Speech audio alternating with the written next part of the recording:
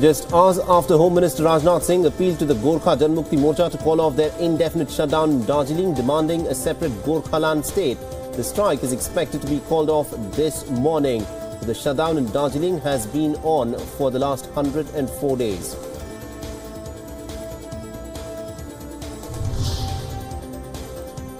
The CBI has issued fresh summons to RJD Chief Lalu Prasad Yadav and his son Tejaswi to appear for questioning on the 3rd and the 4th of October respectively in connection with an alleged corruption scandal. But the summons were issued in a case which relates to the alleged graft in awarding a contract to a private firm for the maintenance of 2 railway hotels when Lalu Prasad Yadav was the Union Railway Minister in 2006.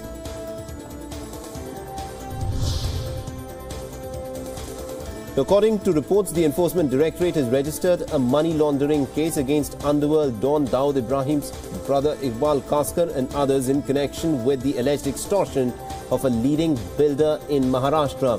The Kaskar and his 2 aides were recently arrested in Mumbai by the anti-extortion cell of the police. The Kota agitation leader Hardik Patel has filed an application in an Ahmedabad court seeking discharge in a sedition case on the ground that there was no evidence against him for framing of charges. Remember, he had been accused of inciting violence with the intention to dislodge the government after a rally addressed by him turned violent in October 2015. But the application is likely to come up for hearing on the 28th of September.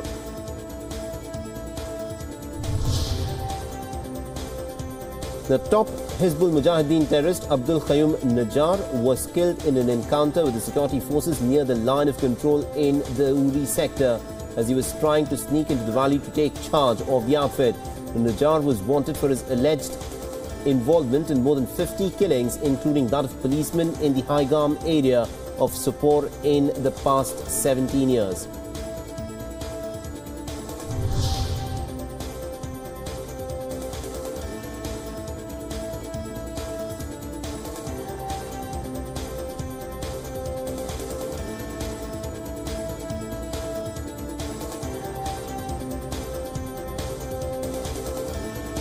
The Delhi High Court has rejected the anticipatory bail plea of Hanipreet Insan. Hanipreet has been on the run since the conviction of Ram Rahim in the 2 rape cases.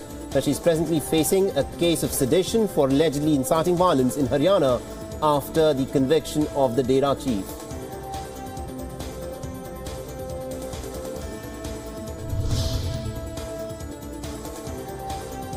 The Prime Minister Narendra Modi will be addressing the chiefs of public sector banks today. The interaction where Finance Minister Arun Jaitley will also be present will be done via Pragati. Now, the Proactive Governance and Timely Implementation, or Pragati as it is known, is an interactive platform that is aimed at addressing the common man's grievances and simultaneously monitoring and reviewing the important programs and projects of the Government of India, as well as projects that have been flagged by state governments.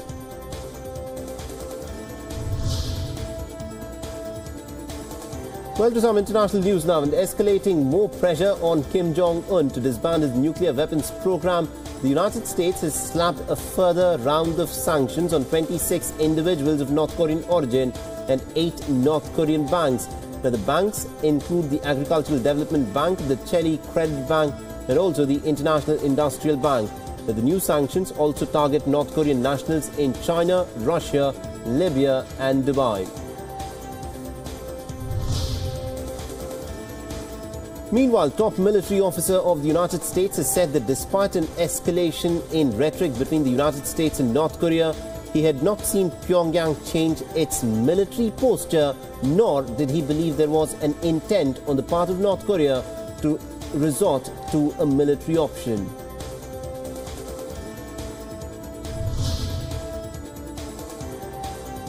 The President Donald Trump has said that the United States is prepared for a possible military option in handling the North Korean nuclear crisis and has warned that it would have dire consequences for the communist country if it were to attack US or any of its allies first.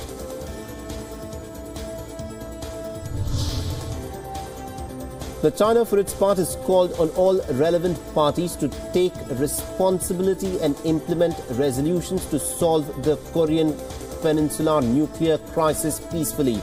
Now, spokesperson Liu Kang has said that China is concerned about the highly complex situation on the Korean peninsula and has called on all parties to take further steps with restraint.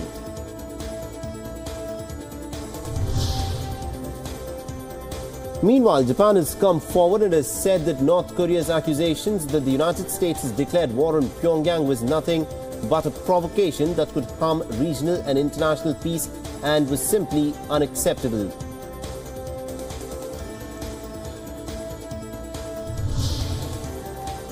Now, North Korea, for its part, has ramped up its threats against the United States in the form of a propaganda video. Now, the video shows North Korean missiles destroying key US military assets. Now, the video released by the DPRK also shows clips of Donald Trump addressing the US military personnel with a caption which reads, "Madman Trump."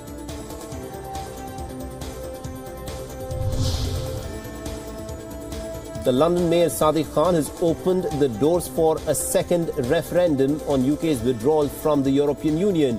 Now, Sadiq Khan has hinted that he will be pressing forth for a commitment to a further national vote on whether to accept any Brexit deal, which could be included in the manifesto for next year's elections.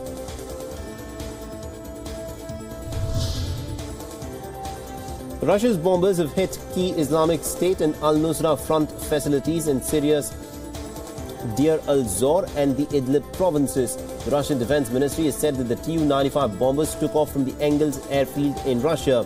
The bombers flew over the territory of Iran and Iraq to perform the mission.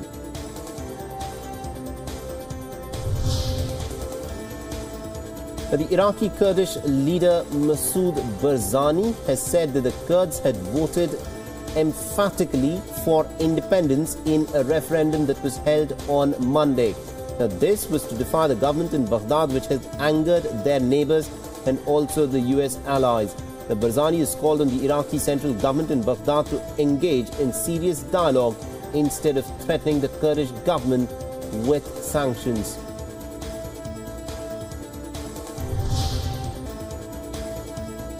The Turkish President Erdogan has warned that the Kurdish referendum vote risks sparking an ethnic war in the region. He has further threatened that Iraqi Kurds will go hungry if Ankara decided to halt the flow of trucks and oil across its border with northern Iraq.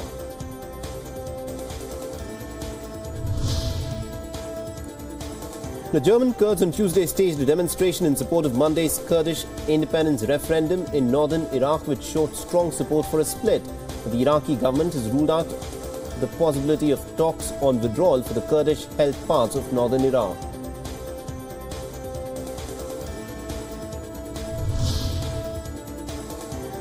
Now, in a recent attempt to grab control of the internet, Russia's internet watchdog has threatened to block access to Facebook if the company refuses to store the data of Russian citizens locally within the territory of Russia. The chief of Russia's Federal Communications Agency has said that they'll be working to make Facebook comply with a law on personal data which was passed in 2014.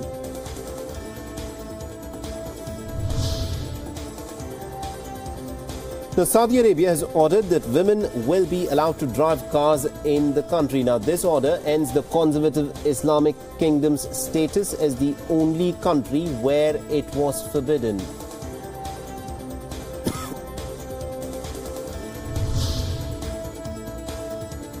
The Saudi authorities have sacked a senior education official and other supervisors after a school textbook was found with a photoshopped image of the late King Faisal seated next to Star Wars character Yoda.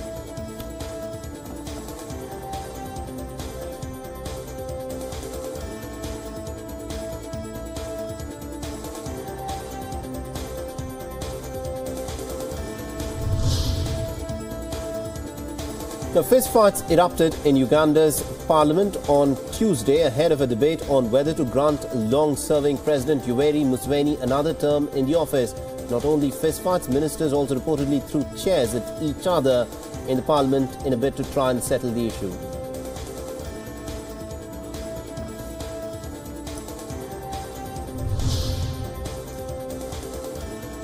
Amidst the heartening tensions between Cuba and the United States, U.S. Secretary of State Rex Tillerson met his Cuban counterpart. Now, their meeting in Washington comes just 10 days after Tillerson said that the United States was considering closing its embassy in Havana. This in response to alleged incidents causing physical harm, such as hearing loss and nausea in the US personnel.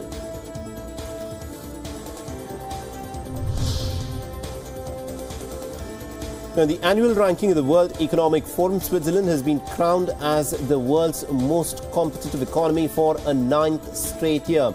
Now, the forum bases its assessment on 12 drivers of competitiveness, including institutions, infrastructure, health and education, market size, and also the macroeconomic environment, and a survey of business leaders in the country.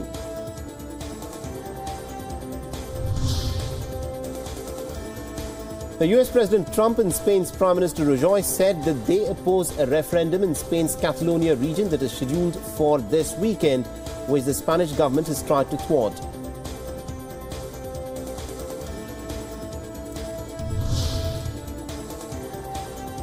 And also, US President Donald Trump has urged the European Union to join the sanctions against the Venezuelan President Nicolas Maduro, this after a meeting with Spain's Prime Minister Rajoy at the White House.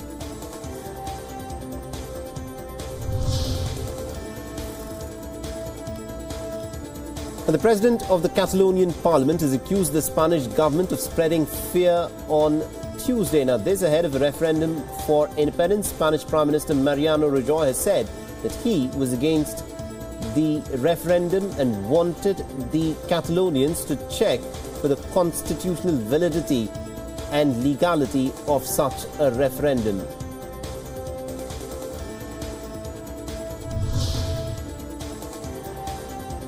Now, longtime ally of US President Donald Trump, Roger Stone, has flatly denied all allegations of collusion between the president's associates and Russia during 2016 US election on Tuesday.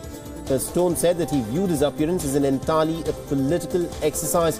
This following his appearance in a closed hearing of the House of Representatives Intelligence Committee.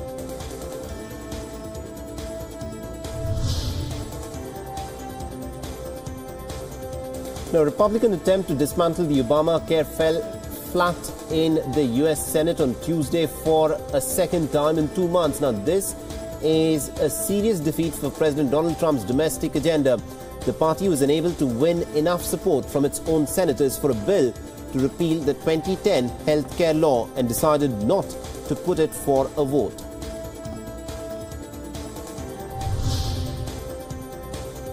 Now, President Donald Trump said on Tuesday that his administration was doing a really good job helping Puerto Rico recover from the devastation of Hurricane Maria. Now, this despite complaints that federal aid had been too slow to reach the U.S. territory. Now, Trump has agreed to boost federal disaster aid to the island, increasing funding to assist with debris removal and also emergency protective measures. He's promised to visit Puerto Rico next week.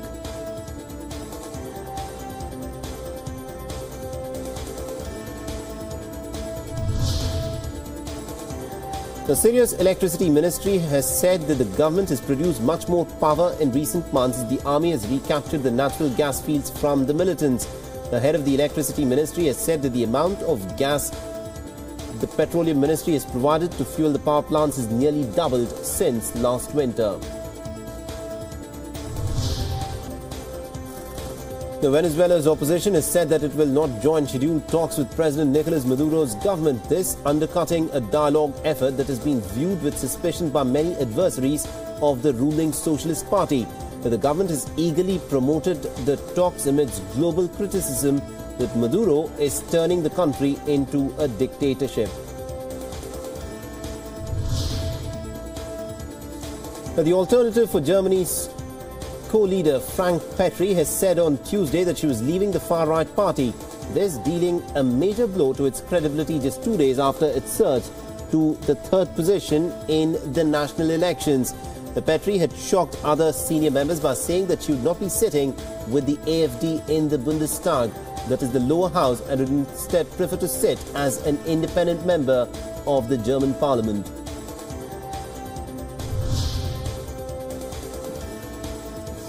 Now, a group of 36 Dutch tourists flew out of South Africa on Tuesday after they were robbed at gunpoint on Sunday. Now, this in a brazen heist while travelling from Johannesburg's main international airport to their hotel. The incident is an embarrassment for South Africa, a country that is keen to promote itself as a tourist destination. but scarred by violent crimes.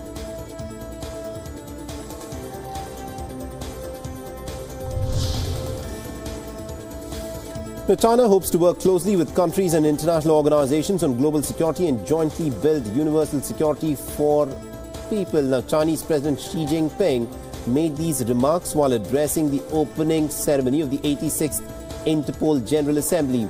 He spoke highly of Interpol's important role in the global law enforcement, security cooperation and combating crimes.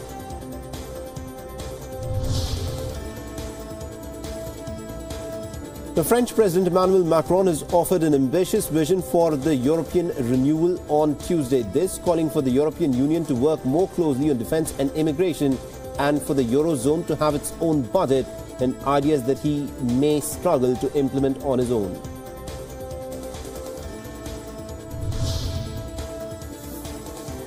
China has recently made breakthroughs in its shale gas industry by using independently developed technologies. This enabling the world's second economy to join the United States and Canada to become a major shale gas producer.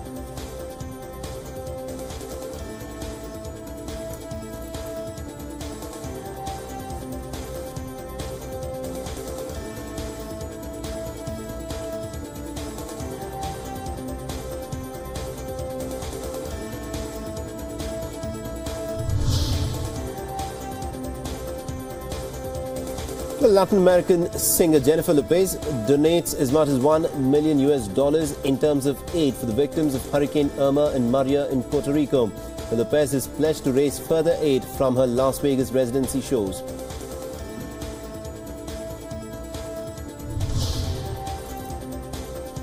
The French luxury fashion house Dior opens the Paris Fashion Week in France with a playful, ready-to-wear denim and leather spring-summer collection.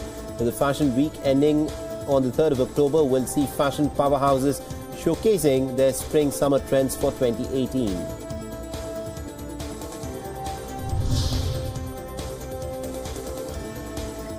Now, you say Laurent has vowed Paris on Tuesday as it presented its ready-to-wear spring-summer 2018 collection in an open-air runway in front of the Eiffel Tower.